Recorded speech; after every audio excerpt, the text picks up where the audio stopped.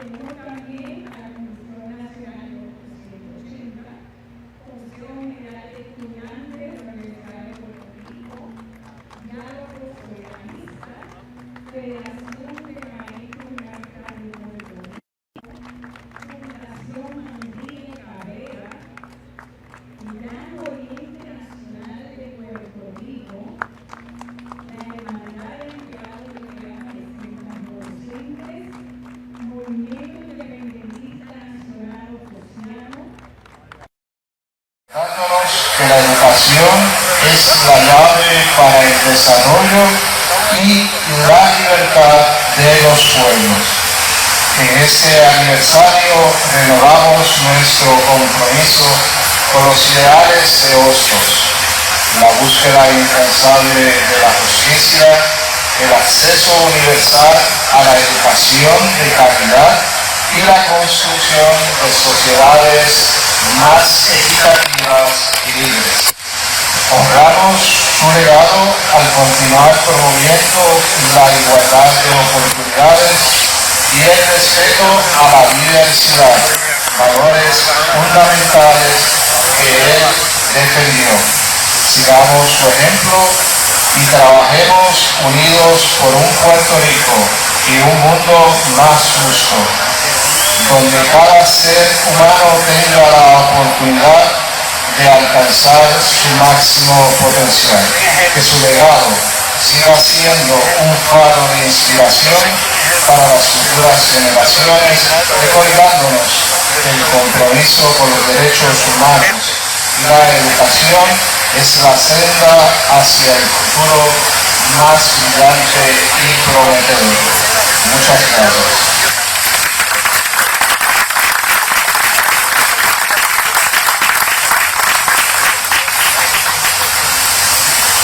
Gracias, doctor Ríos. José Golfo, pero asumo que ya el mensaje se ha dado, o usted tiene otro mensaje. Pues tenemos lectura, entonces el mensaje de la rectora.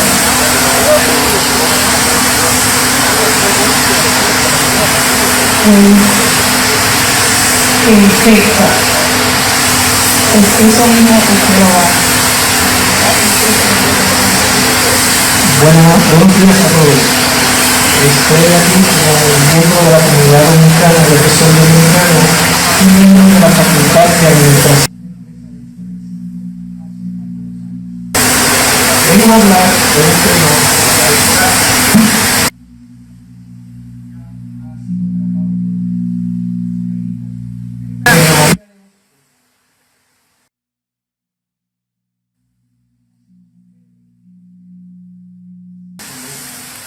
llevaron una vida por azar o por virtud, errancia, evolución y creación, que llevaron por el mundo sus elementos culturales caribeños, morales y éticos, que normarían todo su quehacer intelectual y de cultura, que al mismo tiempo adornaban por erudición y racionalidad.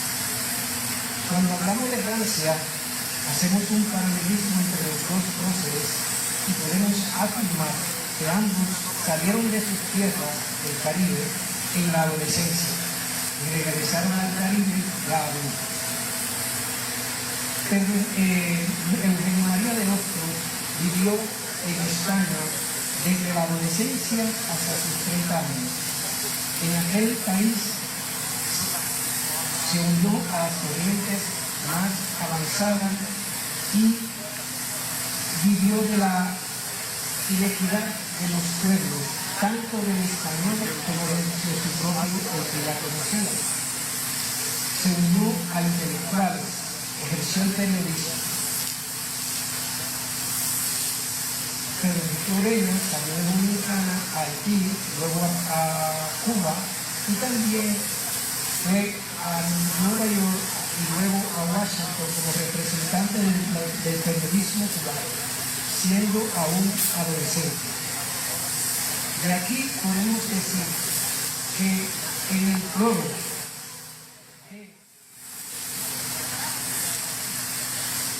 Moral Social, publicado en La Nación en Argentina en 1935, el discípulo afirma: dadme la verdad, vosotros sois la verdad, destrozaréis el mundo. Yo con la verdad, solo con la verdad, tantas veces destruiré el mundo, cuantas veces os hayáis vosotros destrozados.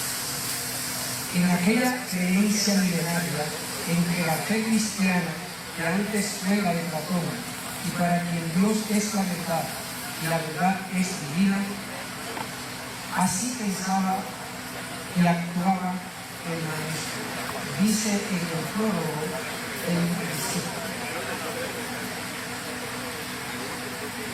La obra de Hernández,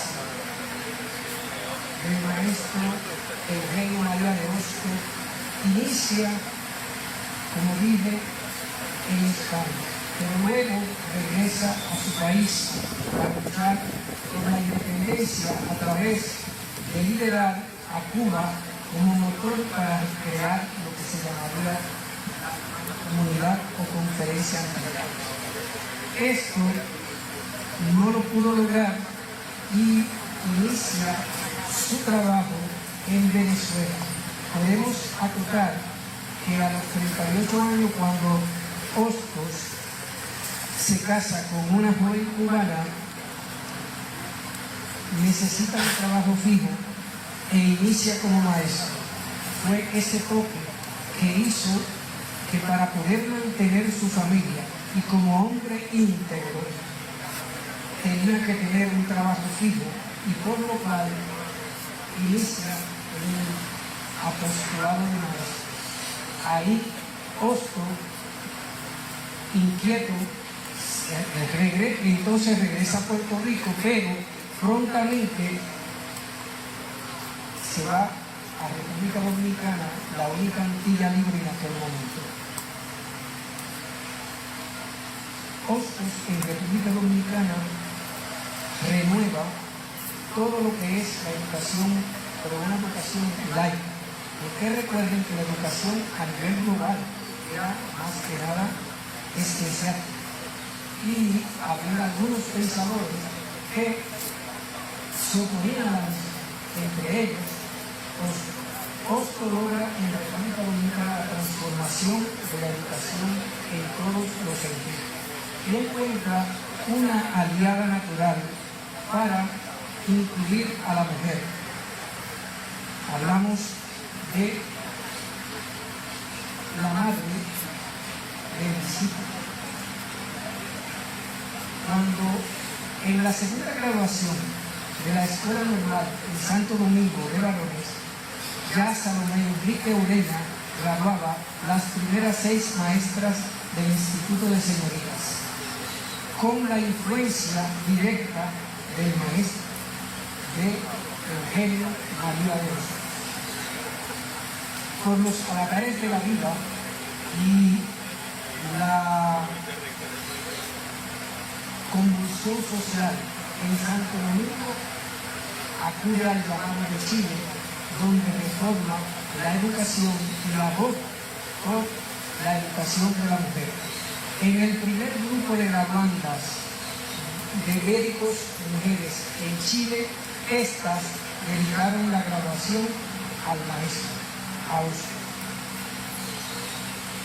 Podemos decir que una de sus obras cumbre es el discurso que emitió en la graduación del primer grupo de maestros que formó en la Normal de Santo Domingo para varones. Pero también podemos decir que afirma el discípulo que Hostos murió de asfixia moral por los enemigos reales de siempre, contra la plena cultura que lo es de razón y de conciencia, tanto de conciencia como de razón. Estaba en los hombres ávidos de poder y de política y social, recelosos de la humanidad, costo sigue siendo vigente, ya que nuestros países siguen adoleciendo de los precios de poder. Muchas gracias.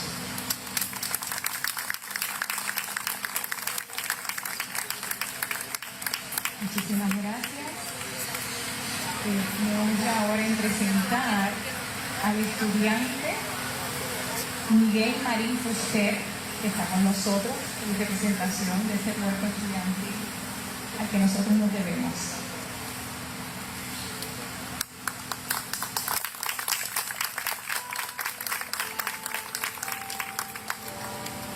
Muy buenos días a todos los presentes. Me llena de mucha felicidad verles aquí en el recinto emblema de la Universidad de Puerto Rico. Es un honor y un privilegio estar aquí hoy conmemorando el 185 aniversario del natalicio de uno de los pensadores más influyentes en la historia de América Latina y el Caribe, Eugenio María de Hostos. Agradezco sinceramente al profesor Orlando José Hernández y a la Comisión Nacional Hostos 180 por la amable invitación a participar en esta significativa celebración. Como presidente del Consejo General de Estudiantes, me llena de orgullo destacar la importancia de Hostos en la historia educativa de Puerto Rico y el Caribe. Eugenio María de Hostos no solo fue un educador, escritor y filósofo excepcional, sino que al igual que en su libro La peregrinación de Bayamón, Hostos emprendió un viaje de compromiso y lucha por la libertad y la justicia social.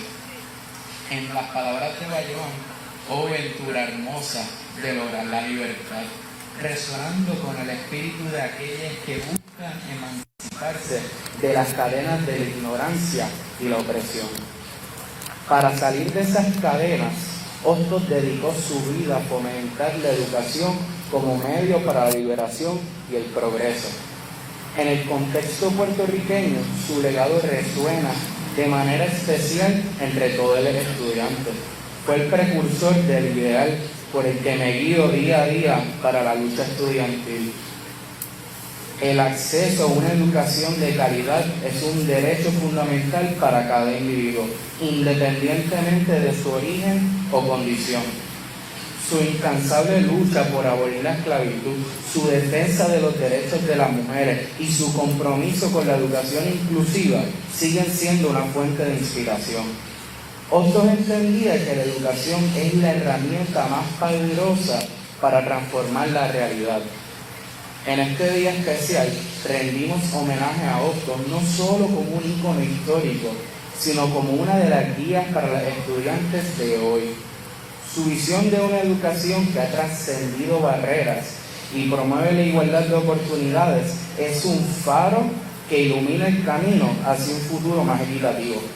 Hoy nos reunimos para honrar la vida de Eugenio María de Hostos, un pensador cuya peregrinación irrumpe en el tiempo y sigue siendo una fuente de inspiración para todos nosotros. Sigamos trabajando juntos para construir comunidades estudiantiles fuertes, conscientes y comprometidas con el legado de Hostos. Muchas gracias y que viva la educación, que vivan los estudiantes y que viva Hostos.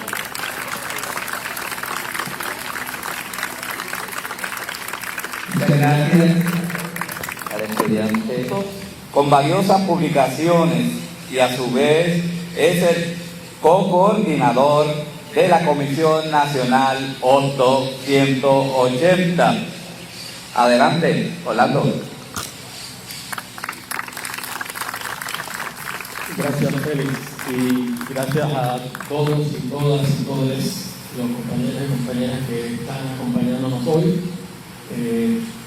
Tenemos que hacer un reconocimiento a las organizaciones que patrocinan y auspician esta actividad y las actividades que se van a celebrar durante todo el mes de enero. Queremos además señalar la buena colaboración de la administración de la universidad que nos ayudó a desarrollar el programa de hoy, sobre todo en la parte técnica y a llegar a gente que queríamos llegar. Yo no voy a hablar mucho porque el compañero Félix Córdoba, que es el que va a dar el discurso, no soy yo. Pero debo señalar dos cosas brevemente. Este monumento no es apenas una estatua, es un símbolo. Es un símbolo de la lucha de los puertorriqueños contra la colonia de los Estados Unidos y es también una instancia de autogestión. Y esto lo digo en el sentido más literal que ustedes puedan imaginarse. El gobernador de turno en el 16 puso a la familia de Hostos a pelearse con la familia de José Julián Acosta para lograr un punto aquí al frente. Ustedes saben que los imperios dividen. Esa es su estrategia general y particular.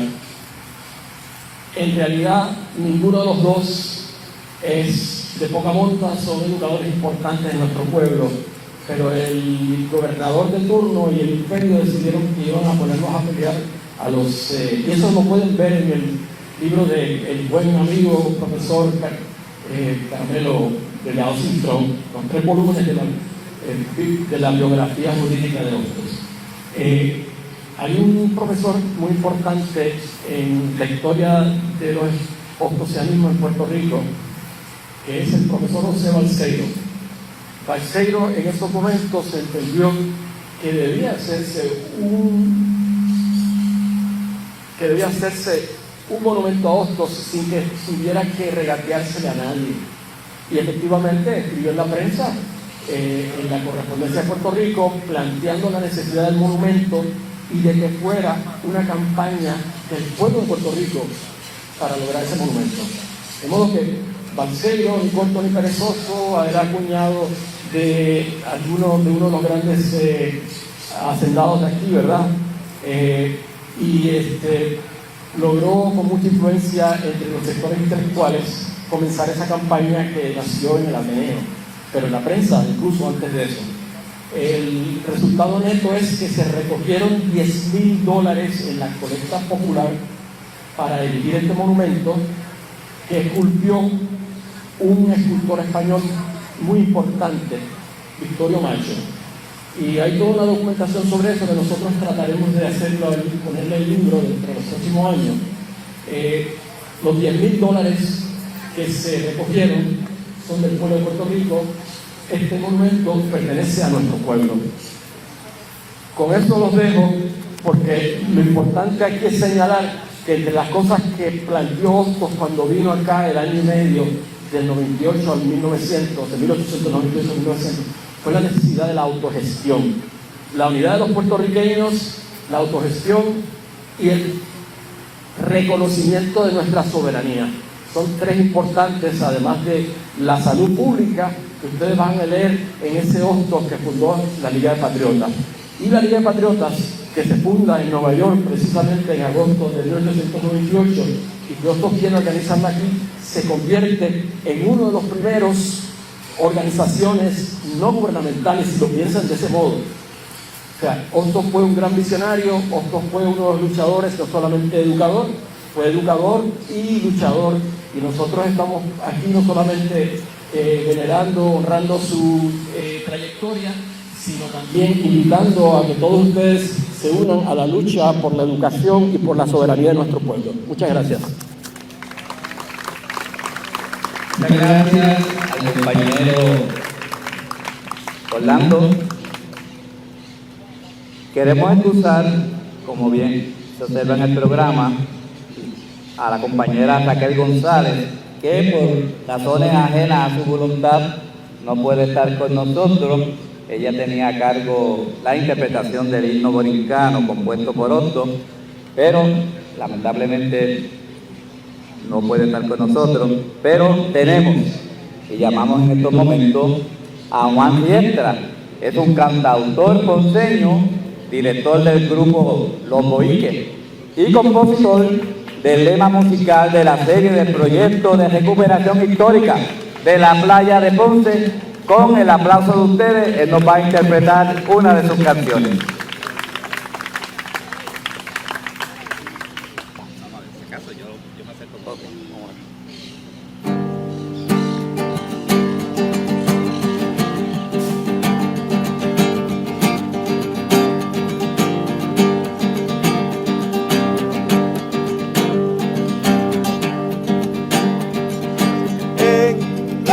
iglesia en Mayagüez.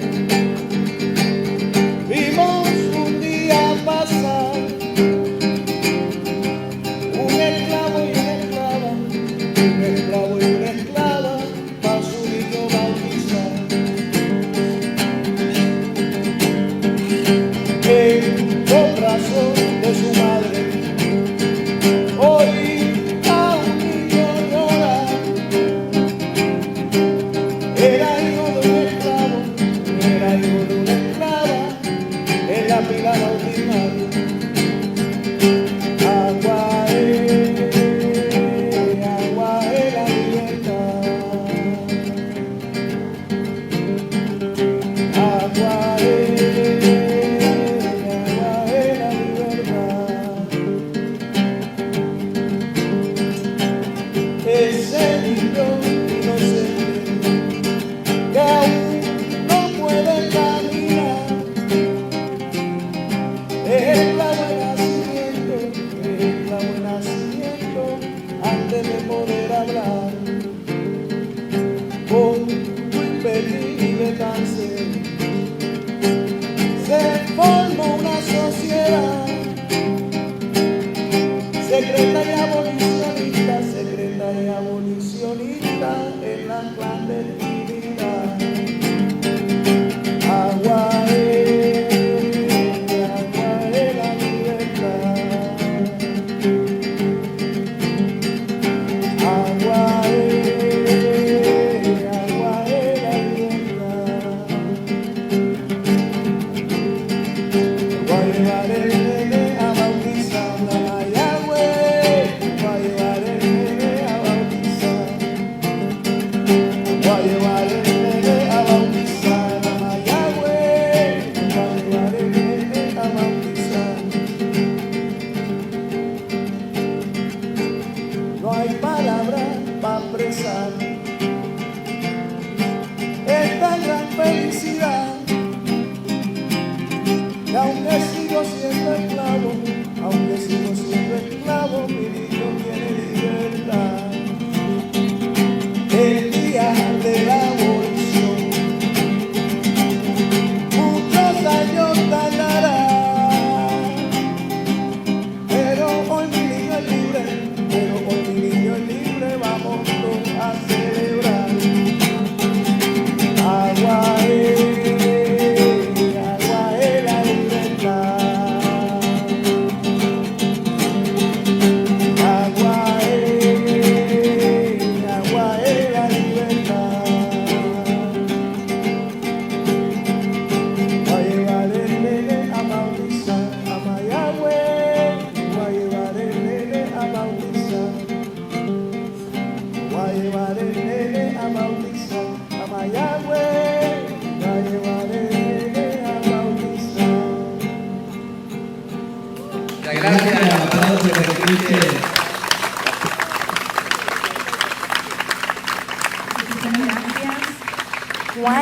Juan Ignacio.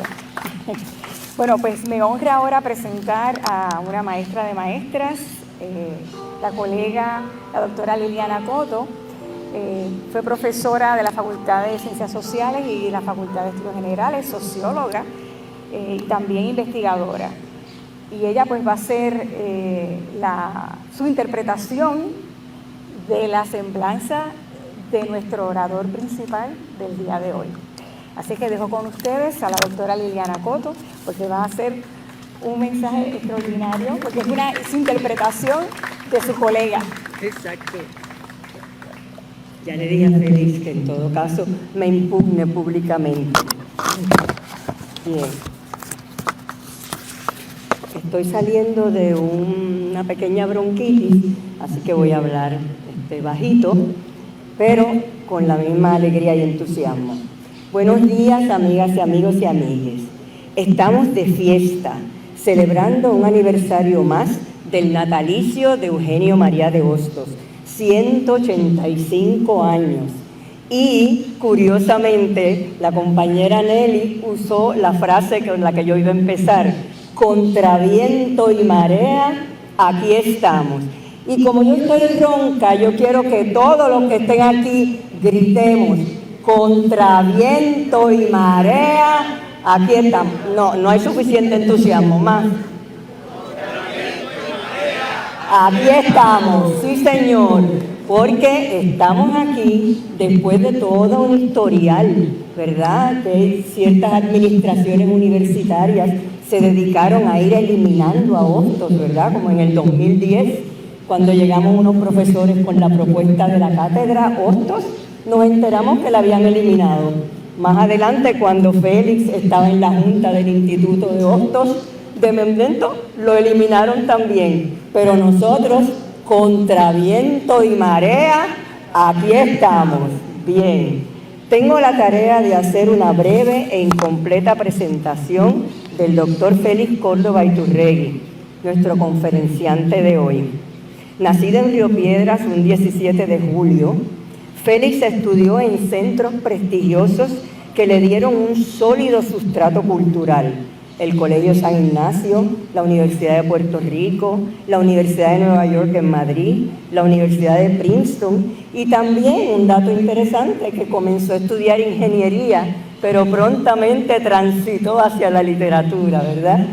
Es profesor jubilado del Departamento de Estudios Hispánicos de la Universidad de Puerto Rico, pero debemos señalar que comenzó su carrera en la Universidad de Puerto Rico en Calley, donde fue expulsado con un grupo de profesores a raíz de la huelga de ese año. Ha cultivado varios géneros: la poesía, el cuento, el ensayo histórico, económico y la literatura infantil. Esta diversidad se expresa en los títulos de algunos de sus libros, que voy a mencionar, no todos, pero los invito a que vayan a donde el doctor Google. El doctor Google le puede dar toda la bibliografía del compañero Félix. Los libros infantiles, por ejemplo, de Whittel y los delfines, Whittel y el bosque infantil, El rabo de la lagartija, de aquel famoso rector, y otros cuentos de orilla, es otro de los libros. Diálogos con una isla. También recientemente La maravilla del canto inimitable, la 10ª criolla de Luis Llorens Torres. Y un poco antes, pero también en el género histórico-económico, Ante la frontera del infierno, el impacto social de las huelgas azucareras y portuarias en el 1905. Hay también otro análisis que hizo con otros compañeros del tema de las luchas por las minas, ¿verdad? Ese también. Pero nada, recientemente también publicó una novela que se llama Manuscrito de un filósofo desesperado. Así que les invito a que exploren toda esta diversidad. Córdoba Iturregui ha incursionado también en lo político, de formas variadas. En mi juventud recuerdo con emoción los legendarios seminarios sobre el capital, que fundaron todo un colectivo de intelectuales orgánicos a partir de esa expulsión de Calley. Esa voluntad política se expresa en su práctica marxista, sindical, universitaria en la APU, y también fuera de ella, porque es uno de los defensores de los obreros, de la lucha obrera, y está siempre presente allí. En el 2010, esa práctica política se expresó de otra manera, pues participó de la fundación del PPT, Partido del Pueblo Trabajador. En el 2012 fue candidato a comisionado residente por ese mismo partido, y en el 2018 fue candidato a representante por acumulación. Hoy tengo entendido, me informé tardíamente, que está a nivel de la Asamblea, ¿verdad? Como candidato a asambleísta de Victoria Ciudadana en Guaynabo. Así que el compañero ha utilizado todas sus habilidades para todas las dimensiones de la práctica política, desde la electoral, la movimentista y también la sindical. En una entrevista a Claridad, Félix señaló que sus estudios literarios sistemáticos fueron de literaturas europeas, estadounidenses, latinoamericanas, externas, no las de Puerto Rico. Que este interés se desarrolló ya en Calley, cuando su amigo y el mío, Sebastián Cabrera, el querido Chansi, le comunicó su pasión por tuntún de pasa y grifería. Entonces ocurrió una experiencia impactante. Como profesor, una estudiante en el salón de clase se le desmayó de hambre. Y eso realmente, según la entrevista, ¿verdad?, que comuniqué, fue un impacto muy fuerte para el profesor, y creo yo, y esta ya es mi interpretación, que inicia entonces, por un lado, este trabajo de estudio sistemático de la literatura puertorriqueña, y por otro lado, el estudio sistemático de la historia y la economía, que viene también de la tradición de los seminarios del Capital. Cito a Félix: el estudio de estos escritos boricuas, y él dice sorprendentes, como Eugenio María de Hostos, Ramón Emeterio Betances, Manuel Seno Gandía y Salvador Brau del siglo XIX, y añade los del siglo XX, pero por cuestiones de tiempo pues no los puedo continuar citando. Dice que ese estudio sorprendente lo llevó a ese camino. Es en ese camino que tengo personalmente noticia del colega. Hay muchas formas de acercarse a Hostos. Unos lo hacen por la vía del derecho, otros lo hacen por la vía de la sociología, otros lo hicimos por la vía del componente organizativo que representa la visión de la sociedad civil en la Liga de Patriotas, o por el proyecto de país que es Madre Isla. Félix se acerca desde la literatura, y cito: un escritor atiende dos procesos: la apropiación crítica de la historia de Puerto Rico, y yo añadiría del proceso del capitalismo en Puerto Rico, y la urgencia de lograr una amplia apropiación de la tradición literaria. Interpreto que esa ha sido la hoja de ruta por la que siguió Félix, y lo seguimos conociendo en sus artículos, en su práctica, en su activismo con las diferentes organizaciones. Desde mi perspectiva, Félix es un estudioso de lo que yo llamo el pensamiento radical republicano de Betances y de Hostos. Pensadores y escritores múltiples, como en varias ocasiones he demostrado en las actividades que hemos desarrollado alrededor de la figura de Betances, y ahora lo que está haciendo es la Comisión Hostos 180, un trabajo de sistematización, de divulgación, de educación, tanto académica como popular, sobre la figura de Hostos. Así que este es el contexto que nos convoca a invitar a Félix Córdoba Iturregui aquí, y además compartir con ustedes la alegría de esta idea, este cambio de orden en que tenemos la conferencia primero y los saludos protocolares después, para rendir homenaje a Hostos, para que nos quedemos todos en la actividad hasta que se termine, y para que oigamos al conferenciante en todas sus expresiones y manifestaciones. Celebramos este cambio de organización como celebramos otros cambios en este país y en el futuro del 2024. Muchas gracias.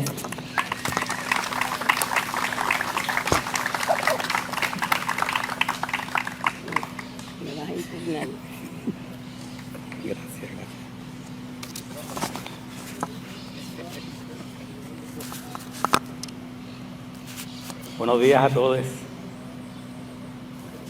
Para mí es un honor estar aquí con ustedes dando este mensaje, y agradezco a las personas que lo organizaron, a la comisión, por la invitación que se me hizo.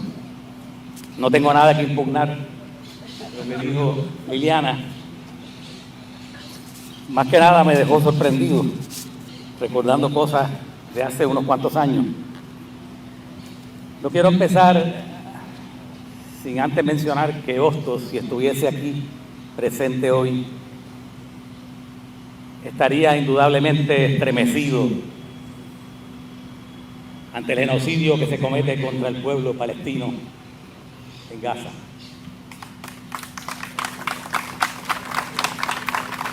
Su mirada siempre fue extraordinaria, como voy a tratar de dejar establecido en lo que voy a leer. Y además quiero mencionar algo que me señaló un compañero de la Facultad de Derecho, Miguel Rivera Morales, especialmente mirándonos a nosotros aquí, haciendo un autoexamen sobre la importancia de llevar a Hostos, y yo creo que Liliana ya habló tanto en el caso de Hostos como de Betance, a la juventud, que está relativamente ausente aquí. Los jóvenes, especialmente los jóvenes de escuelas, no solamente de la universidad, y las jóvenes, sino de escuelas secundarias, que debían conocer quién es Eugenio María de Hostos. Una gran parte de los años de su vida se los dedicó a ellos y a ellas y a ellas. Eugenio María de Hostos nació, como ya se ha dicho, el 11 de enero de 1839. Hoy, 11 de enero del 2024, estamos a 185 años de su nacimiento. Murió el 11 de agosto de 1903, hace 120 años y 5 meses. Los más de 20 volúmenes que forman su obra recogida dejan el luminoso rastro de una inteligencia enorme, disciplinada por una poderosa voluntad. En su diario, desde muy temprano, apuntó, y lo cito: tengo que ser hombre en el mundo y para ello necesito la voluntad. Cierro la cita. Ser hombre en el mundo lo obligó a complejas y difíciles transacciones con la realidad. Es muy común avecinarse a su obra recogiendo una gavilla de citas vibrantes, sin duda pertinentes. Quisiera presentar un trayecto diferente, no dirigirme a él para entenderlo en su tiempo, sino acercarlo a nuestra crisis actual. Imaginar un viaje suyo hasta hoy, aunque sea esquemático y sencillo. Y repito, aunque sea esquemático y sencillo. De esta forma, su pensar podría obligarnos a considerar con mayor amplitud y rigor nuestros deberes. Yo creo que esto es importante porque no estamos celebrando el nacimiento de un hombre ausente. Estamos celebrando la presencia de un pensamiento que debe estar vivo en nuestro país. Es evidente que tendré que citarlo y caminar por su pensamiento, pero lo haré de forma limitada y con fines de iluminar su viaje hacia el presente. El propio Hostos nos narró un intercambio que tuvo con un talentoso argentino a quien le hablaba de Chile, y cito: pero señor, ¿cómo es que yo no veo en Chile nada de lo que usted ha visto? Porque, señor, tuvimos que contestarle fríamente: usted ha visto con ojos de argentino y yo veo con ojos de americano de todo el continente. Cierro la cita. Hostos se propuso mirar con ojos de toda la patria americana. La construcción de esa mirada debería ser un tema principal de investigación. Ahora basta decir que su observación se apoyaba en un desplazamiento continuo por los diferentes países del continente, con un mirar despacio, minucioso, apoyado en apuntes y reflexiones de su obsesivo caminar por las ciudades y campos que recorría. Miraba con el proyecto de Bolívar en el fondo de sus ojos. Todo lo que observaba lo convertía en un laboratorio. Afirmaba que para juzgar un pueblo había que conocer su historia, su formación y desarrollo, para evitar la facilidad del juicio. Y él, claro está, enjuiciaba. Pero es fundamental lo que se exigía para no caer en el juicio fácil de la falta de información o de la ignorancia. Y lo cito: para fallar me hacen falta los datos que no tengo, y no quiero ni puedo condenar sin datos presentables. Cierro la cita.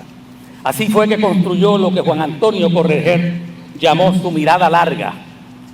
Ahora bien, pudo construir esa mirada larga porque se apoyaba en la documentación recogida, así como en la observación directa, para elaborar tendencias Lo hizo toda la vida, elaboró tendencias hacia dónde se dirigen los hechos, para darle al ojo la capacidad previsora de un ver por delante, más allá del presente. Se refirió a esa capacidad de ver construida con dificultad, utilizando la expresión o el concepto ojos intelectuales. No tengo tiempo para discutir en detalle el proceso de construcción de esos ojos intelectuales. Ya en La peregrinación de Bayoán, una novela muy apreciada por él, encontramos un enunciado revelador de la mirada larga mencionada por Correger. Y cito: necesidad hay de estar indiferente para lograr ver tanto. Observen la palabra, voy a repetir la enunciado. Necesidad hay de estar indiferente para lograr ver tanto. Cierro la cita. Para evitar confusión en la manera de entender el concepto indiferencia, es preciso fijarnos en la relación que establece Bayoán entre indiferencia y ceguera. Y cito: la indiferencia es para mi vida interior lo que sería para mi vida material la ceguedad. Cierro la cita. Al vincular la ceguedad con la vida material, Hostos estableció una posición de autonomía, de distancia imprescindible con respecto al interés material privado. Ahora bien, entre la relación vida material-ceguedad y la relación indiferencia-vida interior, estableció una correspondencia. Para ver tanto, es preciso colocarse en una posición de ceguera con respecto a intereses materiales privados, ser indiferente a esos intereses para poder ver y atender el bien común. En otras ocasiones, Hostos habló de desprecio a los bienes materiales, personales, pero siempre desde el vínculo con el interés personal. No obstante, desde el punto de vista del conjunto social, siempre buscó alentar el aumento de la riqueza como resultado de un proceso productivo autocontrolado.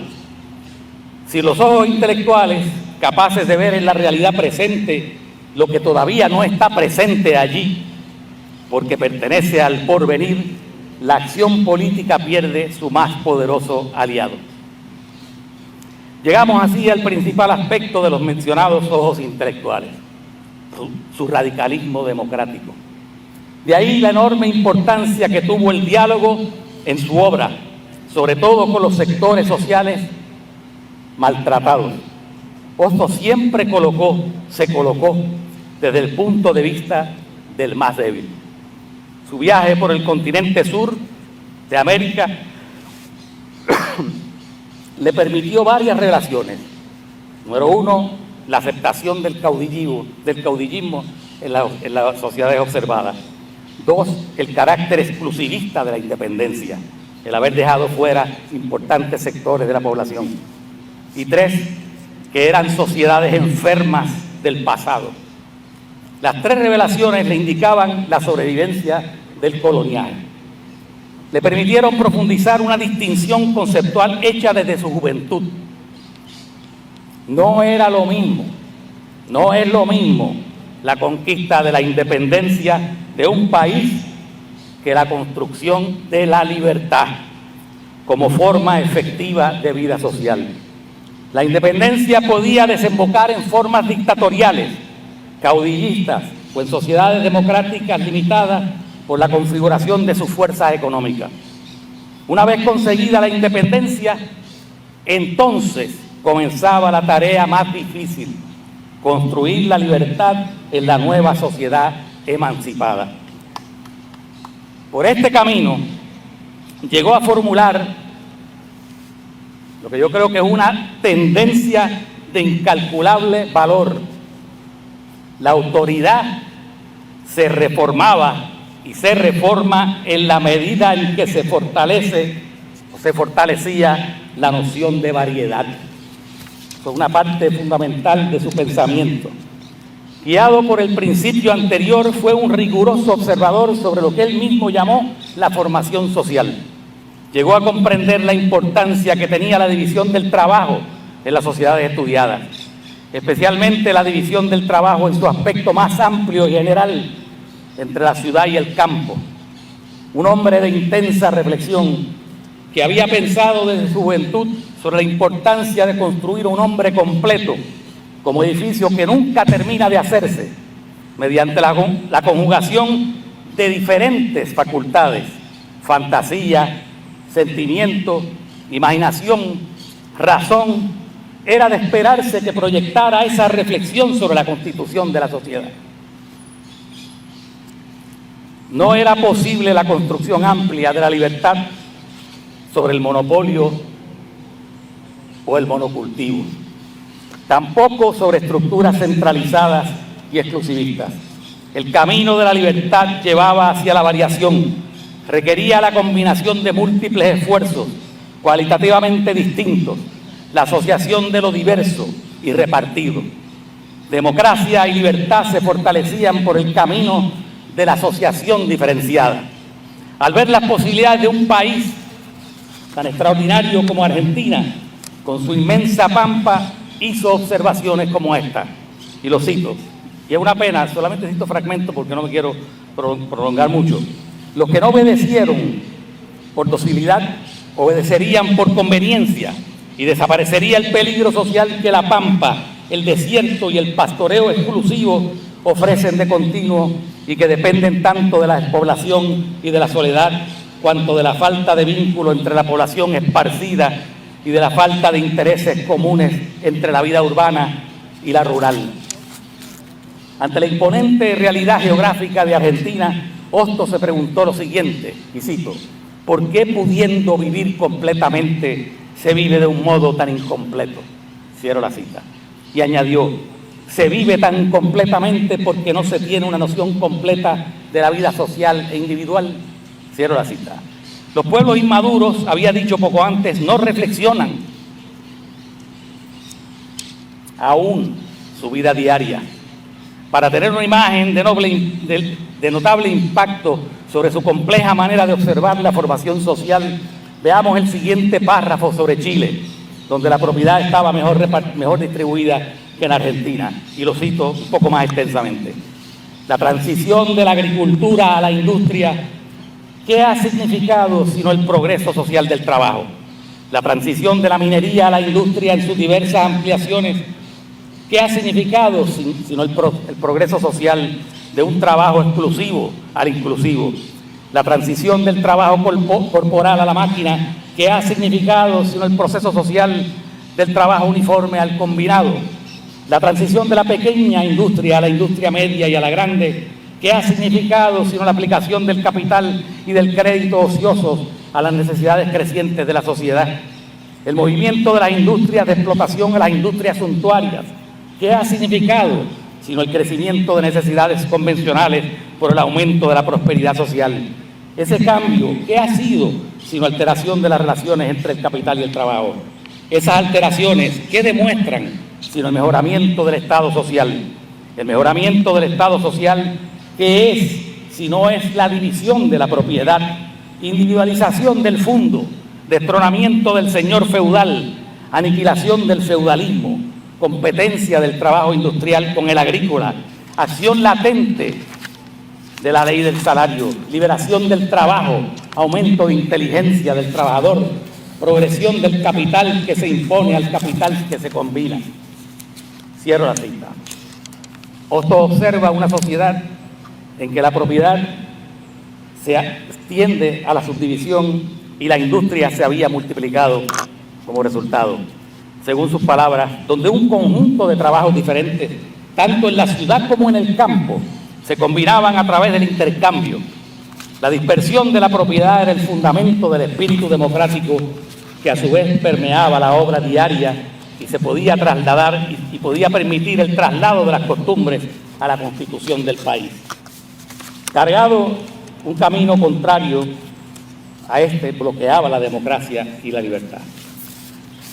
Cargado de experiencias, de incansables estudios sobre la amplia realidad americana, con su increíble bagaje educativo, podemos imaginar la llegada de Hostos a un Puerto Rico con su deplorable condición colonial, súbitamente interrumpida y alterada en 1898. Llegó como dirigente de la Liga de Patriotas que había fundado en Nueva York, a la isla, y afirmó, y lo cito, y esto es importante oírlo: es de patriotas de fondo detenerse a pensar en la realidad. Cierro la cita.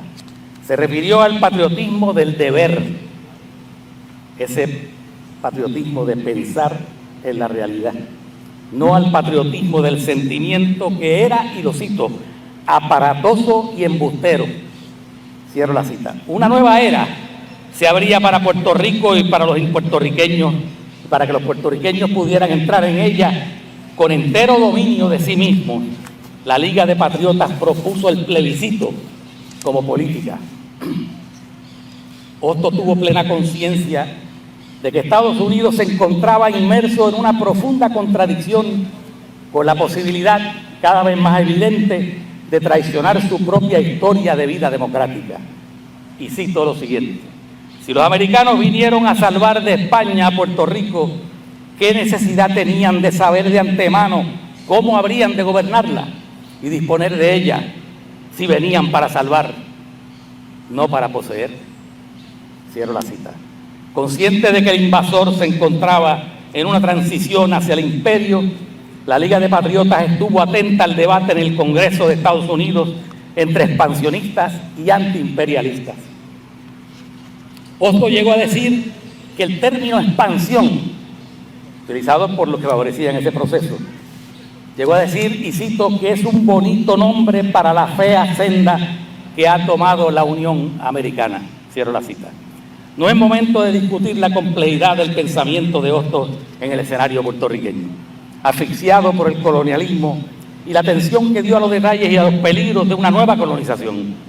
Nadie estaba mejor equipado intelectualmente que él para no dejarse engañar por el espejismo de las instituciones democráticas estadounidenses y mucho menos por sus altisonantes proclamas.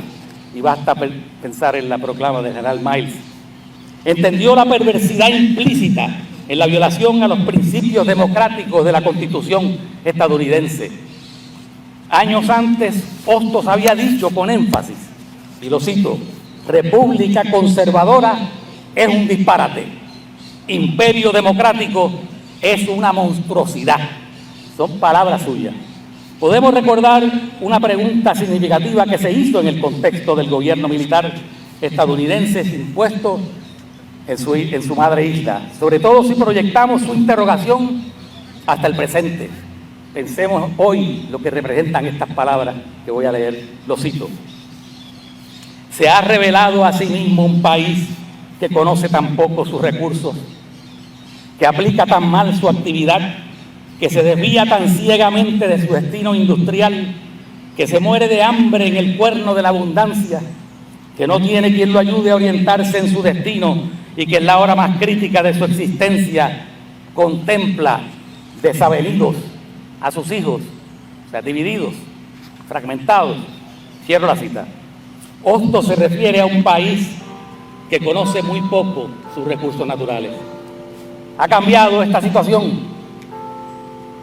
Desde febrero del 2023, de este año que pasó, el US Geological Survey, por vía de una empresa privada, ha tenido aviones sobrevolando toda la isla con avanzada tecnología, evaluando sistemáticamente la existencia de recursos minerales, con particular interés en las llamadas tierras raras, es decir, minerales estratégicos, necesarios para la comunicación y la guerra, para lanzar cohetes, por ejemplo.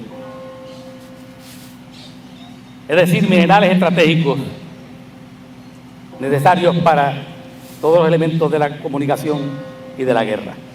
Lo más alarmante es que, según el propio US Geological Survey, el gobierno de Puerto Rico no ha manifestado ningún interés en participar en ese proceso. Figuras destacadas como Nestalí García y Félix Aponte, entre otros, colaborando con la representante Mariana Nogales, han alertado al país sobre la posibilidad de que el tema minero vuelva a ser de vital importancia en un futuro próximo. El proyecto existente de terminar el segmento de la carretera Puerto Rico 10 entre Utuado y Adjuntas, con la asignación de más de $550 millones proveniente del Departamento de Vivienda Federal alimenta la sospecha de que esa cuestionable construcción de un tramo muy pequeño está relacionada con el proyecto de explotación minera. ¿Qué diría Hostos de la crisis que vive Puerto Rico en nuestro momento histórico y de la posibilidad de que se articule un nuevo proyecto económico minero, pero supeditado a los intereses de Estados Unidos? Su temor ante el apetito colonizador de joven imperialismo estadounidense se vería confirmado pasado más de 100 años. Encontraría un país económicamente muy debilitado después de la depresión económica que se manifestó a partir de marzo del 2006. Pero sobre todo el peligro de un proyecto minero en las condiciones actuales sería terrible por una razón principal. Cobraría forma en un ambiente ideológico en que ha prevalecido el fundamentalismo de mercado, promovido por el capitalismo neoliberal, con una mirada todavía más corta, estrecha, que la anterior, que era también capitalista colonial, en que el interés privado prevalece sobre el bienestar común. La larga mirada de Hostos nunca estuvo supeditada al mercado. Veía el mercado como una categoría histórica que no tenía siempre los mismos resultados. Una estructura que en condiciones de propiedad repartida y con su multiplicidad de intercambios impulsaba la ampliación de la base económica y de los trabajos diferenciados que le servían de base a la democracia y a la libertad social y a la descolonización. Las privatizaciones y las desreglamentaciones propias del neoliberalismo, sobre todo en nuestro caso colonial, han respondido a la mirada corta de reducidos intereses privados dispuestos a vender la riqueza pública con propósitos de enriquecimiento personal, como han hecho ya en abundantes casos. Al hacerlo, trasladaron importantes recursos del país a manos de grandes compañías monopólicas extranjeras, aquellas compañías que Hostos precisamente tenía siempre en la mirilla como peligrosas para la democracia. El resultado de este monstruoso proceso es ahondar la condición colonial de Puerto Rico. Otros hubieran arremetido contra la retórica de la igualdad de los anexionistas, no por ser anexionistas, sino porque estaban defendiendo precisamente el coloniaje, exponiendo un resultado contrario a lo que decía la retórica. El empantanamiento del país en formas deshumanizantes de dependencia e inequidad colonial. Su análisis se apoyaba en un entendimiento a fondo del colonialismo, y lo cito: una raza que domina, cualesquiera sea la razón y la justificación de su dominio, y otras razas que se dejan dominar y aunque no lo sepan, viven dominadas, no pueden formar una sociedad coherente, porque el colonialismo produce la incoherencia y la irracionalidad. Consciente de la incoherencia del caso colonial puertorriqueño y dada la importancia de la formación histórica del país, Hostos hubiera inquirido en las profundas deformaciones económicas que le servían de apoyo a la perversidad ética, porque es una perversidad ética de llamarle democracia a una sociedad dominada por grandes monopolios extranjeros, con la presencia directa de la dictadura del Congreso Imperial bajo una perversa ley llamada promesa. Lo más anómalo que debía ser investigado sería el amplio apoyo empresarial de los grandes empresarios de este país a esa dictadura directa y vergonzosa. Ante la dinámica evidente de la condición colonial de polarizar la riqueza a niveles monstruosos, Hostos hubiese apoyado en dos tendencias observadas por él, y lo cito: donde quiera que el interés individual se liga al general, el fruto es sano. Pero donde quiera que el interés individual está divorciado del general, el fruto es podrido. De inmediato se hubiera lanzado a recopilar información sobre nuestra formación social para entender la dinámica interna de la podredumbre actual de la envejecida colonia. ¿Qué encontraría en su búsqueda? Hostos se hubiera quedado perplejo al descubrir un concepto clave que se convirtió, y todavía lo oímos por ahí, en principal motivo empresarial para adelantar intereses privados y estrechos: el gigantismo gubernamental. De inmediato se hubiese preguntado, ¿gigantismo con respecto a qué? La pregunta le hubiese servido de guía para observar el desarrollo no del llamado gobierno gigante, sino del sector privado que lo denunciaba. ¿Cómo se ha constituido históricamente ese sector en Puerto Rico? Otto hubiese tenido que adentrarse en la primera parte del siglo XX, en la sociedad colonial posterior al gobierno militar dominada por grandes compañías estadounidenses y sus socios locales, importantes socios locales, dedicadas principalmente a la producción azucarera. Su punto de partida hubiera sido, pues, el gran capital estadounidense en su etapa monopolista, proyectado sobre la agricultura puertorriqueña. En su memoria sobre Chile, ya él había apuntado lo siguiente, y lo cito, óiganlo bien: la grande industria, que es combinación de un gran capital o de una asociación de capitales con trabajo e inteligencia para la satisfacción de vastas necesidades económicas o de grandes exigencias industriales, no puede formarse en una sociedad naciente, sino a expensas de dos transformaciones: la transformación de la vida rural y la transformación de la agricultura. Cierro la cita.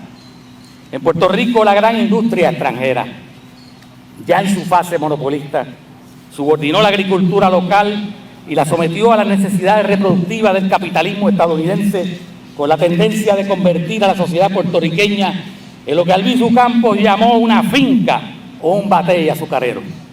Nadie mejor que Hostos hubiera entendido esa aberración, y cito, que arrebata a la campiña una multitud de seres, lo separa del campo, al mismo tiempo que arrebata a la agricultura una multitud de trabajos y de capitales. Cierro la cita.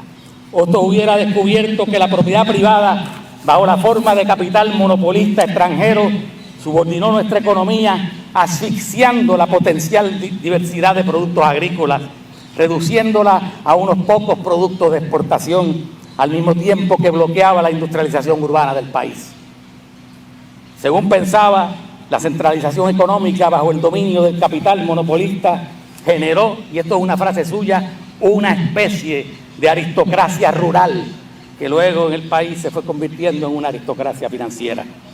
Al estudiar la transición del capitalismo rural a la modernización industrial urbana, que debió combinarse con la destrucción del latifundio rural y desembocar en la diversificación agrícola vinculada al mercado interno para satisfacer con esos productos las necesidades de la sociedad puertorriqueña, hubiese quedado estupefacto al observar un proceso de industrialización urbana acompañado de un colapso de la agricultura.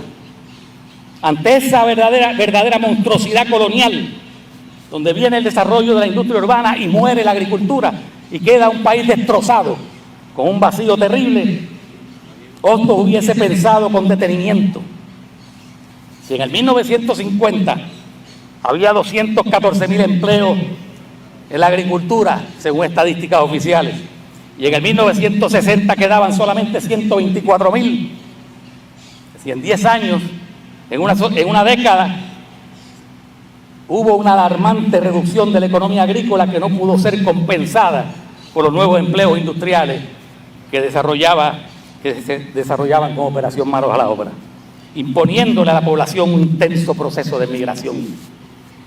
Es decir, la modernización industrial urbana, en lugar de ensanchar la base económica como debe suceder en una democracia y ampliar la cantidad de empleos, se combinó con un desastre agrícola que provocó un descenso histórico en la tasa de participación laboral, que era ya baja al compararse con países desarrollados. Se redujo de 53% en el 1950, y eso es una cifra baja comparada con la tasa de participación laboral de un país desarrollado como Estados Unidos, que estaba sobre el 65%, y se redujo de 53% en 1950 a 44.5% en el 1970. Al fijarse en este dramático descenso, le hubiera seguido el rumbo a ese indicador, descubriendo que la tasa de participación laboral nunca más volvió a alcanzar el 50% que tuvo en la economía previa al llamado Estado Libre Asociado. Otros hubiese encontrado por esa ruta que la tasa de participación laboral, su punto más alto, conseguido posterior a esa fecha, fue de 48.1% en el 1998, para descender a 39.6% en el 2015.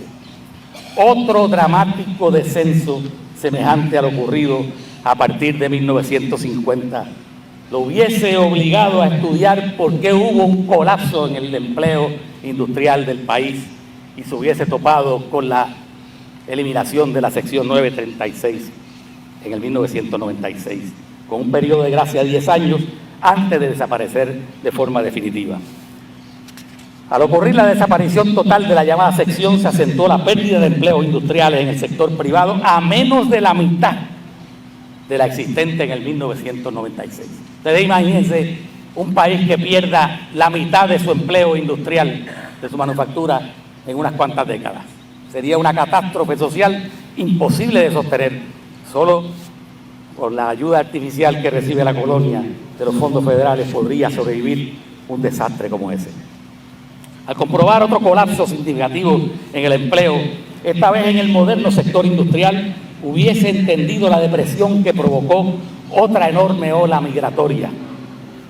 En las primeras décadas, 2 décadas del siglo XXI, Puerto Rico tuvo una pérdida poblacional de 624.000 personas. Ante este breve recorrido, Hostos hubiese percatado de la terrible distorsión llevada a cabo por el sector industrial al referirse al gigantismo gubernamental, cuando tenían que referirse a la pequeñez de su propia estructura por la manera perversa del desarrollo del mercado colonial en Puerto Rico. Con el derrumbe agrícola ya se había establecido la anómala situación de una deformación impensable en la división del trabajo en su forma más amplia, en la relación entre la ciudad y el campo, que Puerto Rico quedó quebrantada de una forma terrible. El derrumbe agrícola había sofocado ya las posibilidades de crecimiento de la base económica al extirpar o disminuir uno de los espacios principales de cualquier economía. Luego, al encontrarse con el colapso del empleo industrial a partir de la eliminación de la sección 936, hubiese comprobado que la dominación colonial estadounidense, lejos de provocar una ampliación coherente de la economía de Puerto Rico con posibilidad de moverse hacia la descolonización, le había impuesto una forma de sofocación que la asfixiaba. Puerto Rico sufría de un desarrollo, como hubiera dicho, radicalmente incompleto e incoherente. Sorprendido ante estos rápidos hallazgos, resultado de más de un siglo de dominación colonial en que Estados Unidos violó, según dijo, su tradición jurídica y su principio federativo, Hostos hubiese podido afirmar la vigencia de su política basada en el derecho del plebiscito a un procedimiento similar. Reconoció también algo importante, y esto es bien importante, su error al sobreestimar la capacidad de Estados Unidos de curarse de la fiebre expansionista o del expansionismo territorial que lo había desviado de su tradición democrática. Cuando terminó el gobierno colonial español, Puerto Rico quedó en la miseria económica y en la miseria psicológica, y así lo reconoció. Ahora, después de observar más de un siglo de coloniaje estadounidense, en este viaje imaginario que yo he articulado aquí, el país estaba en la miseria económica, con amplios trapos cubriéndole el hambre mediante fondos federales y en una mayor miseria psicológica.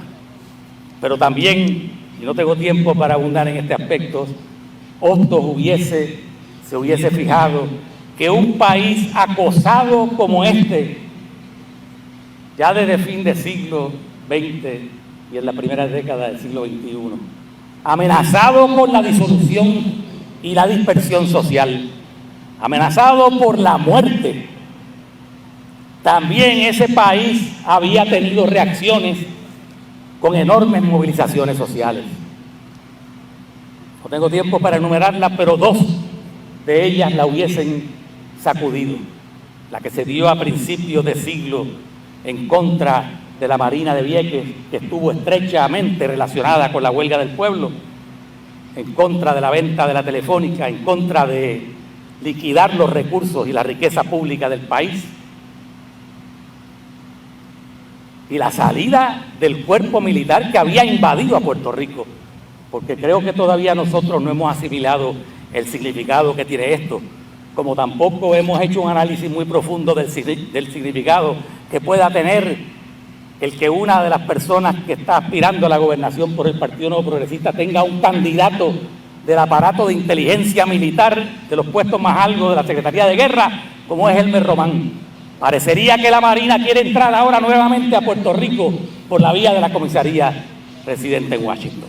Hostos se hubiese escandalizado ante estos acontecimientos, pero hubiese reconocido todavía la vitalidad del pueblo puertorriqueño para resistir, como también hubiese reconocido la importancia de las jóvenes, mujeres y de los varones jóvenes. Y digo mujeres porque fueron las primeras que salieron a protestar contra el gobierno de Ricardo Rosselló cuando salió publicado el famoso chat de Instagram, que era escandaloso, y que propiciaron la movilización del país en pocas semanas para obligar al gobernador a renunciar, algo nunca antes visto en la historia de Puerto Rico. Al poner en marcha los resortes de su pensamiento, volvería a destacar la importancia de la educación para rehabilitar el país.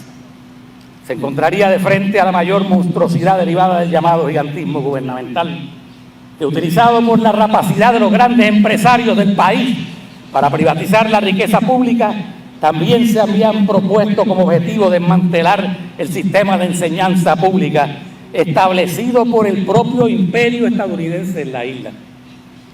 A la Universidad de Puerto Rico, una institución clave para abordar la crisis, una institución que durante la depresión de la década del 30 no se le redujo su presupuesto, sino que se encontró en ella una salida para la crisis económica que tenía el país, que se utilizó creativamente en ese proceso, estemos de acuerdo o en desacuerdo con lo que se hizo. A esa misma institución, con más recursos, la Junta de Control Fiscal, con la anuencia de los partidos de gobierno, la había despojado de la mitad de su presupuesto, violando la ley universitaria de 1966. Hostos había denunciado en el 1899, y fue enfático en esto, la irresponsabilidad del coloniaje y de todos sus funcionarios al acostumbrar a la población a vivir en el miedo a la libertad. Y ahora en el 2024, en el 2024, podría observar cómo los políticos adictos al coloniaje, aunque hablen de igualdad con los Estados Unidos, acostumbrados a respirar por los pulmones enfermos de la dependencia, utilizaba el miedo a la libertad para mantener la inequidad y la exclusividad de sus privilegios. No se sorprendería. Ya él había destacado con precisión que hablar de un imperio democrático era una monstruosidad. En el 2024 hubiese podido concluir que hacía falta más que nunca la Liga de Patriotas. Como crítico exigente hubiese entendido que su colaboración en este proceso urgente de rescate del país le exigía afinar algunos conceptos. Yo creo que lo que se impone en este momento en Puerto Rico es la unidad de todos los trabajos diferenciados que existen en este país para afirmarlo. No tenemos ni que estar en el mismo sitio ni en la misma organización, pero debemos trabajar en conjunto con todas las diferencias porque es la única manera de rescatar a Puerto Rico. Y quiero terminar con unas palabras finales de Hostos, porque un hombre que estuvo toda su vida vinculando su pensamiento a su acción y a la necesidad de transformar las sociedades en que se movía, fue un hombre que siempre estuvo evaluando, criticándose, autocriticándose y matizando continuamente su forma de pensar. Por eso concluyo con estas palabras suyas, porque conocía la importancia de la autocrítica, que muchas veces no es precisamente una tradición o una forma de vivir que nosotros hemos adoptado como nuestra y como propia, y que tenemos que empezar a abrirle espacio en nuestras conciencias. Y dijo Hostos, cito, porque el hábito de hacer lo que se debe fortifica nuestra conciencia, y la fortaleza de conciencia nos hace delicadamente sensibles a nuestras propias faltas. Cierro la cita. Yo creo que el mejor homenaje a Hostos, para demostrar que está vivo entre nosotros, es darle fuerza a esas palabras, especialmente a esa frase bellísima que demuestra que siempre, a pesar de todas las contradicciones con las que tuvo que enfrentarse, siempre estuvo presente en él, que es la sensibilidad literaria, la sensibilidad poética. Fortaleza de conciencia que nos hace delicadamente sensibles a nuestras propias faltas. Yo creo que ese es nuestro mayor compromiso con él, atender lo que Puerto Rico nos exige que atendamos y seamos autocríticos. Muchas gracias.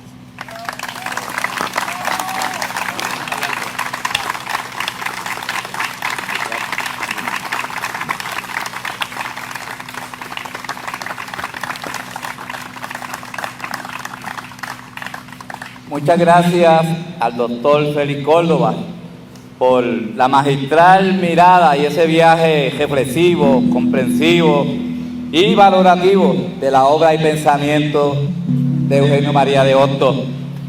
Una aportación sin lugar a dudas necesaria para nuestros tiempos coloniales. Gracias, Félix, por ese valioso trabajo.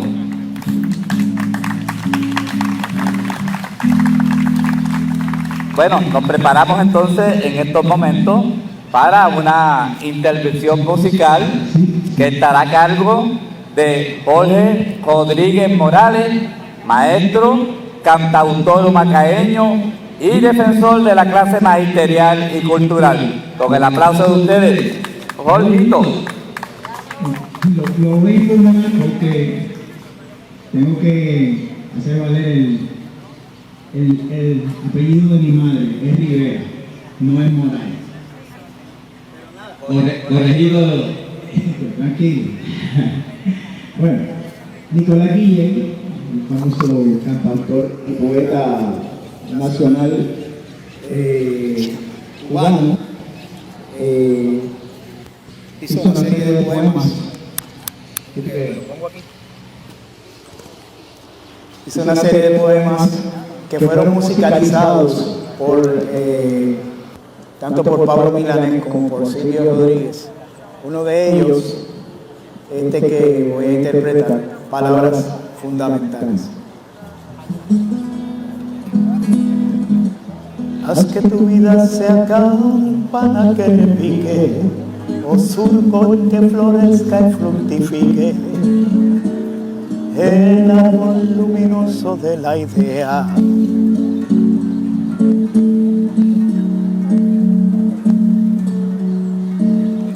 Alza tu voz sobre la voz sin nombre de todos los demás y haz que florezca junto al poeta el hombre.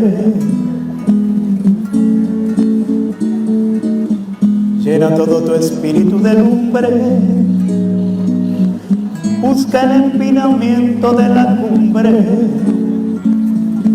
Si el sostén dudoso de tu báculo ofrece algún obstáculo a tu intento, sacude el ala del atrevimiento ante el atrevimiento del obstáculo.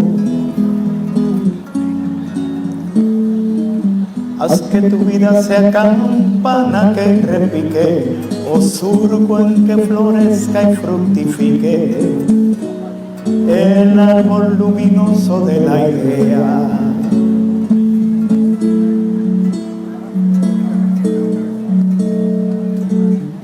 Alza tu voz sobre la voz sin nombre de todos los demás, y haz que se vea junto al poeta el hombre.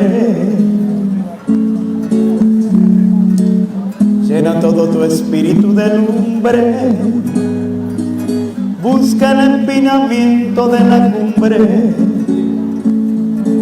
Si el sostén dudoso de tu báculo ofrece algún obstáculo a tu intento, sacude el ala del atrevimiento ante el atrevimiento del obstáculo, ante el atrevimiento del obstáculo.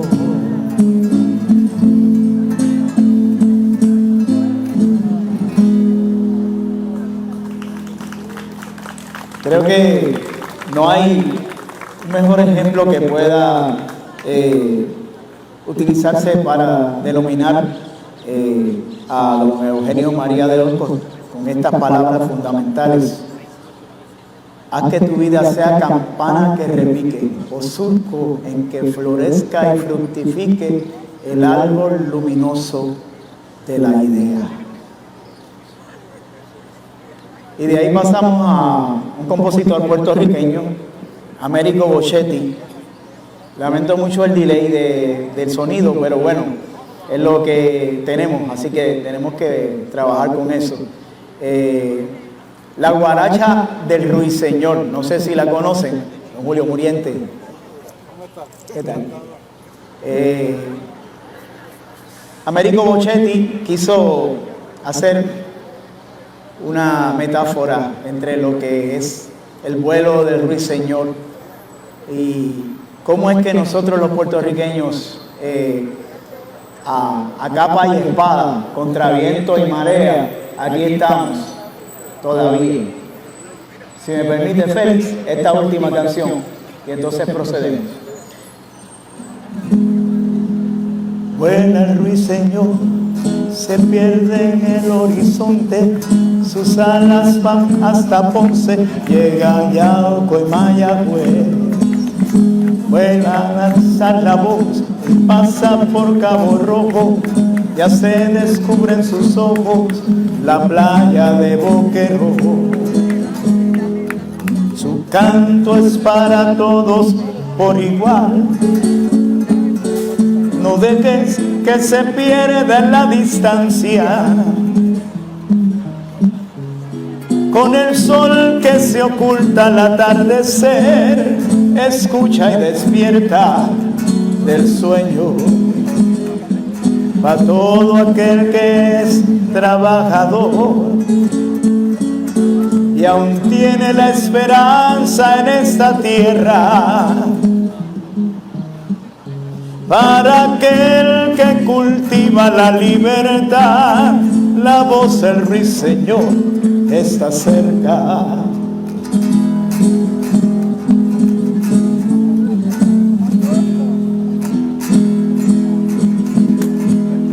Vuela el ruiseñor, se pierde en el horizonte, sus alas van hasta Ponce, llega a Yauco y Mayagüez. Vuelve a alzar la voz y pasa por Cabo Rojo, ya se descubre en sus ojos la playa de Boqueró. Su canto es para todos por igual, no dejes que se pierda en la distancia. Con el sol que se oculta al atardecer, la escucha y despierta del sueño. para todo aquel que es trabajador y aún tiene la esperanza en esta tierra, para aquel que cultiva la libertad. La voz del ruiseñor está alerta, la voz del ruiseñor está alerta, la voz del ruiseñor está alerta.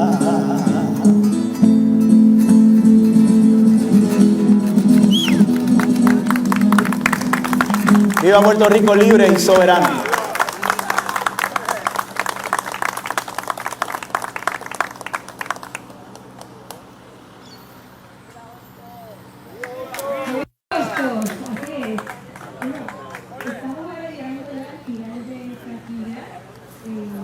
Nos complace ver que las personas que se están encontrando en este lugar, se están tomando fotos, eso nos alegra muchísimo, así que aprovechen porque esto es una alegría. Así que aprovechen esta oportunidad, este espacio que estamos retomando, ¿verdad? Luego de lo duro que nos dio la pandemia, para estar juntos y juntas unos con otros. Y quería mencionar del diario para todos los días de Hostos, un pensamiento de una de sus cartas que dice: los pueblos deben consagrar sus grandes natalicios, no tanto a regocijarse cuanto a examinarse, como nos dijo nuestro compañero Félix, no tanto a enorgullecerse cuanto a estimularse, no tanto a hincharse de vanidad cuanto a robustecerse de conciencia. Yo creo que se ha logrado ese gran cometido en esta actividad de hoy, que inicia el año, ¿verdad? Para que sigan ocurriendo actividades interesantes, y yo sé que se van a anunciar algunas de esas actividades lindas. Están en el boletín que les dimos a todos ustedes, y ahora pues viene la parte bien chula, ¿verdad? Para convocar a las organizaciones que se han dado cita hoy para que puedan traer sus ofrendas florales y hacer, ¿verdad?, su honor a nuestro gran maestro Hostos. Yo voy a comenzar mencionando a la Asociación Puertorriqueña de Profesores Universitarios, el capítulo de Río Piedras, que tradicionalmente trae su ofrenda, eso ha sido por años. También representamos a la Nacional y tenemos a la presidenta del capítulo de Río Piedras, la doctora María Gisela Rosado Almedina. Y como somos tan grandes, pues todos los apucianos que ven aquí, pues pueden llegarle y acompañar a la compañera. Va a haber una foto grupal al final. Así es que, la JAPU también, los jubilados, así que va a haber una foto al final, qué bueno que se han quedado todas y todos porque va a ser una foto espectacular. Bien, continuamos por aquí. Sí, queremos también reconocer al grupo Agua, Sol y Sereno, al Batallina, aquí el cabezudo de Hostos. Gracias por esa valiosa colaboración. Corresponde entonces a la Comisión Nacional Hostos 180, y por aquí ya observo, oiga, hay quórum, están aquí todos los compañeros: Vallesi, Carraquillo Casado, Liliana Coto, Orlando Hernández, Roberto Mori, Juan Luis Gómez, Carlos Rojas y este servidor de la Comisión Nacional Hostos 180. Por aquí va el amigo Roberto Mori. Acérquese también los demás compañeros de la comisión. Liliana, joven, Luis,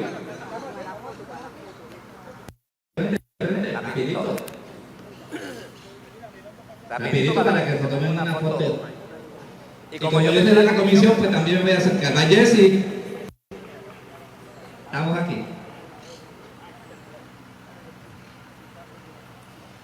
La Comisión Nacional, que su misión es promover el conocimiento de la obra de Eugenio María de Hostos y desarrollar iniciativas que sirvan para hacer efectivo el pensamiento hostosiano en Puerto Rico y en la diáspora.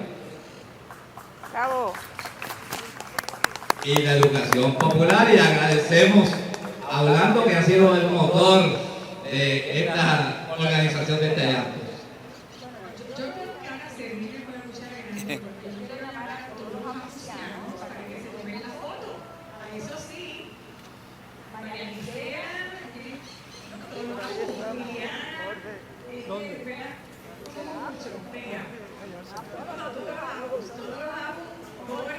Feli, no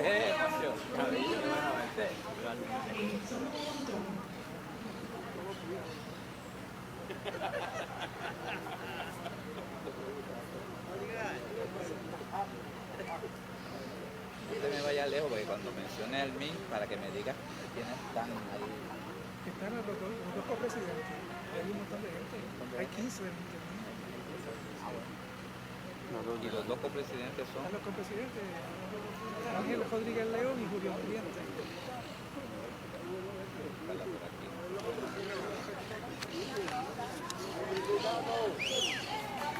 Y está el secretario de organización también. Gracias. Hay 5 del comité ejecutivo. Claro, este es un momento que sustituye un poco esos mensajes. ¿Quién viene ahora? Por una decisión de Fundación María Cabrera. que los mensajes no se dieran, tenemos que tomarnos la foto. Vamos a llamar, pero tenemos estudiantes. Tenemos estudiantes aquí. Sí, hay estudiantes.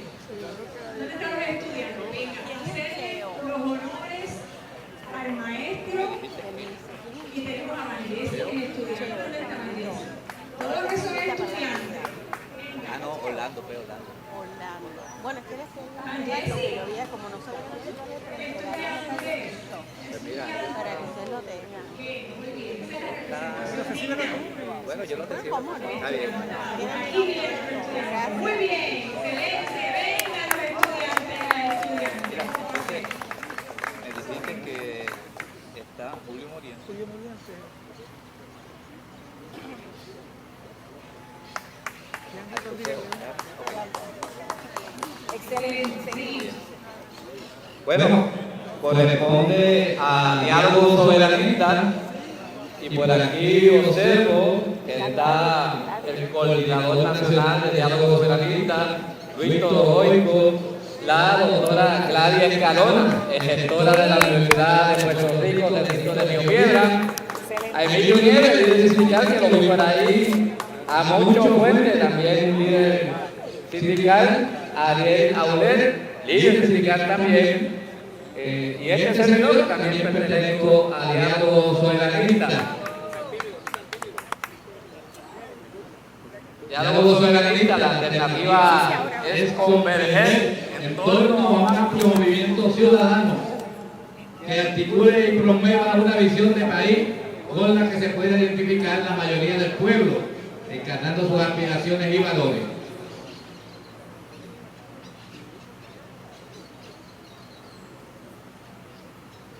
Muchas gracias al Movimiento Diálogo Soberanista. Sí, queremos darle el espacio ahora a la oficina de la rectora del recinto de Río Piedras, representada por el doctor de Ríos, y otro personal de la oficina de rectoría, el compañero David Pérez, que también es parte de la oficina, y también un colega.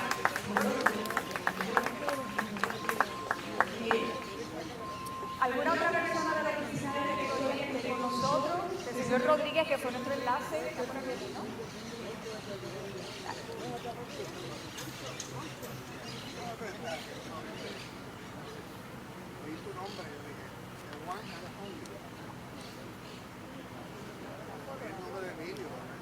Muchas gracias.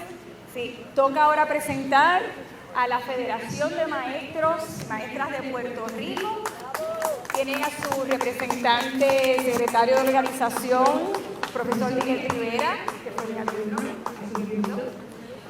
Y también está el vicepresidente de la organización. Tenemos otras compañeras, otros compañeros. Adelante. La foto.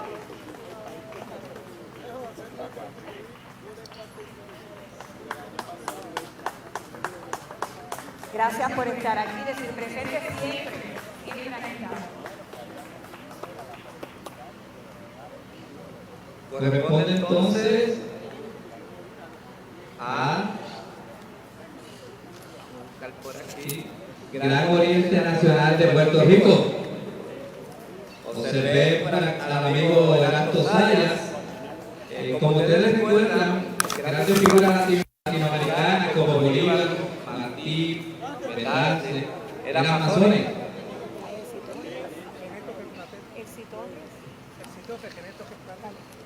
Elsie Torres.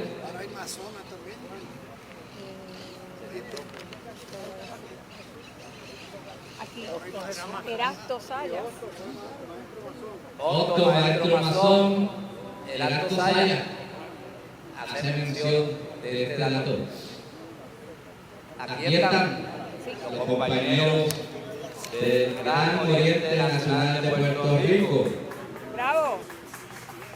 Sabemos que Otto, ¿verdad?, en sus viajes por toda Latinoamérica siempre cultivó esa hermosa amistad con los masones que lo ayudaron en momentos difíciles de su vida, ¿verdad? Siempre hubo esa solidaridad.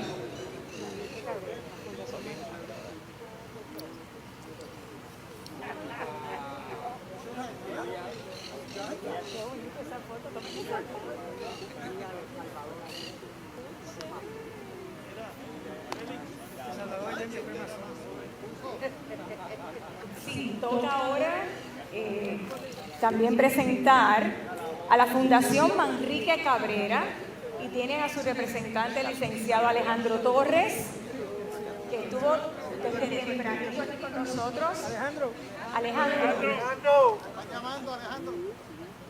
Alejandro estuvo, fue el primero que llegó.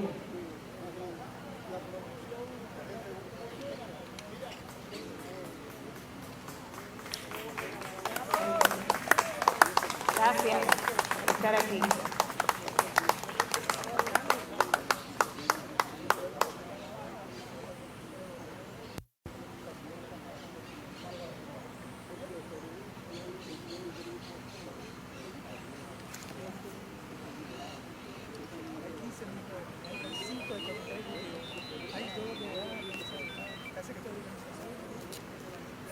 Gracias.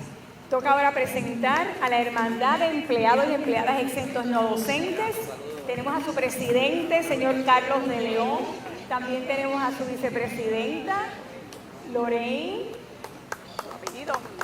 Mejías. Tenemos otros compañeros y compañeras de la hermandad que por favor acérquense para la foto. También es una organización que siempre ha dicho presente. De hecho, tenemos el sonido gracias a la hermandad. Sí, tenemos que darle las gracias a José Torres, que vino tempranito. José, por favor, acércate para la foto.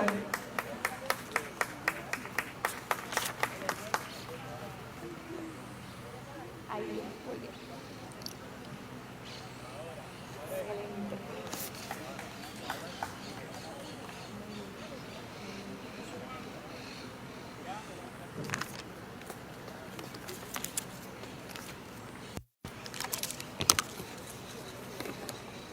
La Hermandad de Empleados de Centros Docentes, luchamos para vencer, que mucho le debemos a esta organización sindical defensora de los derechos de los trabajadores y trabajadoras.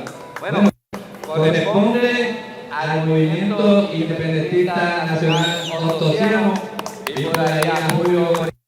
Sé que está equivocada, pero cuando puedas, el último mensaje, el pensamiento de Otto, que tú lo dijiste, me gustaría o tomarle una foto o algo.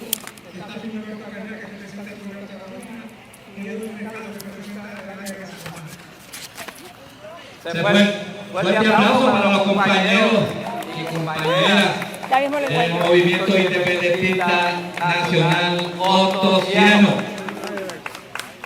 Gracias siempre por esa solidaridad. También nos acompañan Vamos Puerto Rico. Tenemos a la compañera Sandra Cruz García. Me parece que hay otras personas también de la organización que están aquí presentes. Así es que Liliana Coto, Javier Smith.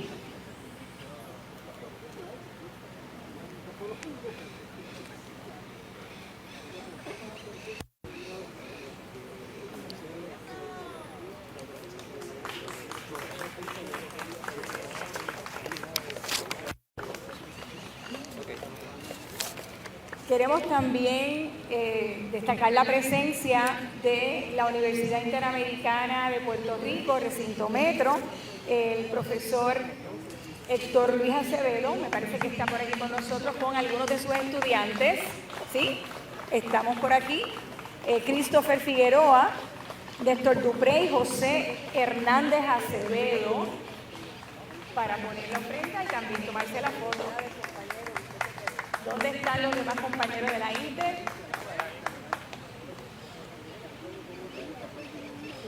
Christopher.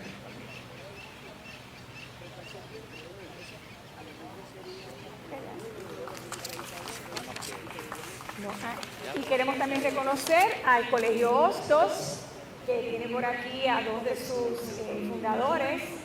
Por favor, pasen al frente. Hostos Community College, Colegio Hostos. Adelante para la foto también aquí con el maestro.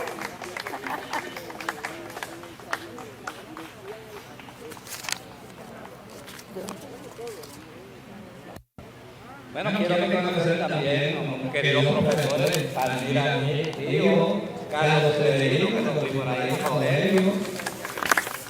Prestigiosos profesores de aquí de nuestra Universidad de Puerto Rico.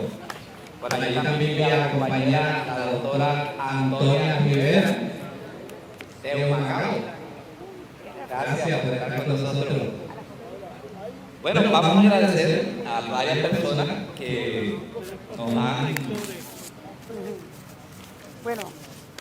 hecho su especial colaboración para estas actividades. Les recordamos que toda la actividad se grabó y la pueden obtener, la pueden ver visitando la página de la Comisión Nacional ORO 280. Sí. Bueno, queríamos agradecer a Luis López en la transmisión de esta actividad que sudó desde el principio con este sonido, pero yo creo que logramos finalmente la producción. Víctor Vitier en fotos y documentación. El sonido, que ha sido una donación de la Hermandad de Empleados del Centro de Docentes, también agradecemos mucho eso. Me parece que hay otro fotoperiodista con nosotros. Héctor Suárez, le damos las gracias también por estar aquí. Perdón, Nelson del Castillo. Hay otra persona, perdón, disculpe. Periodista que está con nosotros. Eso es importante porque son los que hacen ese trabajo de difundir y comunicar. Bueno, ¿A la rectora?